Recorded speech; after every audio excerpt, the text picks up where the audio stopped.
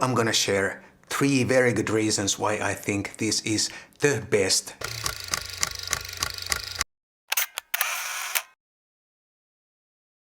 Hi guys, my name is Matti Sulanto and I'm a photographer. And this is the Lumix 42.5mm f1.7 short telephoto lens for micro four thirds cameras. And in this video I'm gonna share 3 very good reasons why I think this is the best short telephoto lens that you can have for your micro four thirds camera. But first, to be clear, this is not my lens. I have owned this lens in the past, but this particular sample is not mine. This is on loan from Focus Nordic Finland. I recently visited their office and I saw this box there on the shelf, looking kind of sad, all alone, and I thought that lens needs to get out. So I asked the guys at Focus Nordic if they would allow me to borrow this lens. There is also another tiny short telephoto lens for micro four thirds cameras that is very popular, and that is of course the Olympus 45mm f1.8. And that is a very good lens also, but I think this lens is even better. But I'm not saying the Olympus 45 is a bad lens. I have also owned that lens in the past, so I know what I'm talking about. That lens deserves to be popular, the Olympus 45 f1.8. It came out already in 2011. So 4 years before this one. And I guess one reason why that Olympus is so popular is that because it came out before this one, and back then there were no other short telephoto lenses for micro four thirds, and there were not that many lenses at all at that time for micro four thirds. And everyone bought that lens, of course, because it was affordable, it was excellent optically and tiny and whatnot. And when this came out in 2015, I think the market was already kind of saturated. Many people already bought the Olympus 45 and they saw no good reason to switch over to this one because the Olympus already is quite a good lens. However, this lens has some advantages over the Olympus 45mm f1.8. And yes, I know there are other alternatives too, so please do not comment quite yet down below that there are some other short telephoto lenses also for micro four thirds. I'll cover those alternatives towards the end of this video, so please do not comment quite yet that there is this and this lens also. Number 1 reason is that this is a very sharp lens and sharper than the Olympus 45mm f1.8. I remember back in 2015 when this came out, I made a comparison for my website that doesn't exist anymore between this lens and the Olympus 45. But I could not find those comparison photos anymore, but I'll put a link for one lab test down below. It's not a comparison, but it's a lab test, so you can check out and see how sharp this is. And this particularly wide open, this is better than the Olympus, which is not a bad lens. I'll say it one more time. But this is sharper than, for example, the Olympus 45 f1.8. Whether that matters to you or not, it's completely another matter, but I think a lens can never be too sharp and you can always make it look softer in post if necessary. Reason number 2 is optical image stabilizer.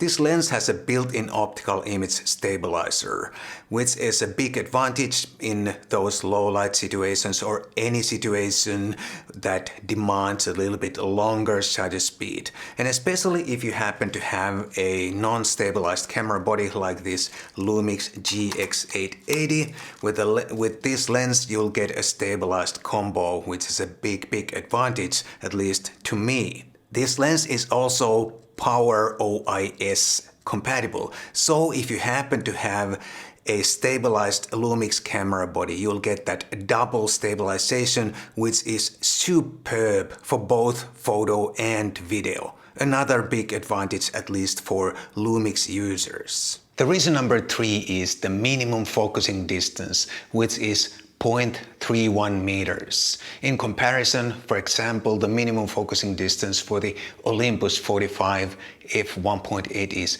0.5 meters. I'm now going to take two pictures to show you the difference between 0.5 meters and 0.31 meters. I'm using a tripod here, so it's easier for me to keep that specific distance. I'm now at 0.5 meters from the sensor level, approximately 0.5 meters, and that's how you measure the minimum focusing distance, always from the sensor unless otherwise specified, not from the front element unless otherwise specified. Of course, with the Olympus 45mm lens, you would get a slightly tighter crop or framing because it is a 45 and not 42.5.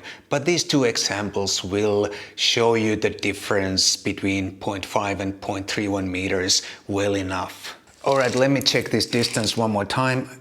0.5 meters from the sensor to the subject, and I'm at f8 1/5 of a second. Let's hit the shutter and get the picture of these beautiful garlics on the garlic, is it garlics or garlic on the table. One more shot just to be safe. And now let me lower the camera and take another picture from 0.31 meter distance. Alright, now my sensor is 0.31 meters away from the subject. Let me take another picture, still the same exposure, f8 1/5 of a second, and there we go, one more to make sure that we got it. Now comparing these two pictures side by side, it is very clear what the difference between 0.5 and 0.31 meters is when it comes to minimum focusing distance, and this kind of close-up capabilities can come in handy in many situations. There are also some other short telephoto lenses for Micro Four Thirds cameras other than these Lumix and the Olympus 45 f1.8 that I have already mentioned several times in this video. The first one that comes to mind is the Sigma 56mm f1.4. That is an excellent lens, but it's a 56mm, so it has significantly narrower angle of view compared to this and the Olympus 45, for example. It's also a lot heavier than this, and it does not have a stabilizer. But other than that, it's a great lens, and if 56mm sounds like a good focal length for you, then the Sigma is an excellent option. And then there is the Olympus 45mm f1.2 and the Panasonic Leica 42.5mm f1.2. Both are excellent lenses, and I think in absolute terms they are sort of better lenses than this, but they are also really big, heavy and expensive compared to this, and also compared to the Olympus 45 f1.8. And I think the betterness of those two lenses only kind of becomes apparent if you need faster than f1.7 apertures. If you shoot at f1.7 or higher f numbers, then those lenses pretty much make no sense because they are not any better when you stop down. And maybe if you are a commercial photographer, maybe that extra cost and weight and size is worth it in those critical situations, and after all you are taking pictures for your clients, so why not deliver the best you can. But for us recreational photographers, I think that the cost, the size and the weight is probably not worth it, and therefore I think this is the best you can get for your Micro Four Thirds camera. After all, this is so tiny that you can easily have this in your camera bag, and you don't even notice that you have a short telephoto lens with you until you need it, and then you can pull it out from your bag and start shooting a portrait or close-up or whatever it is that you need a short telephoto for. If I had to build a Micro Four Thirds system from scratch right now, this would definitely be my choice of short telephoto. So there you have it, 3 reasons why I think this is the best short telephoto for Micro Four Thirds cameras. But it is, like I said, my opinion. I'd like to hear your opinion too, so please leave that in the comments down below. This is all I have for you today. I hope you enjoyed this video. I hope you found this informative or entertaining or something like that. And if you did, please do consider buying me a cup of coffee. There's a link down below for that if you don't live in Finland. Thank you so much for joining in and watching, and I'll definitely see you again in the next video.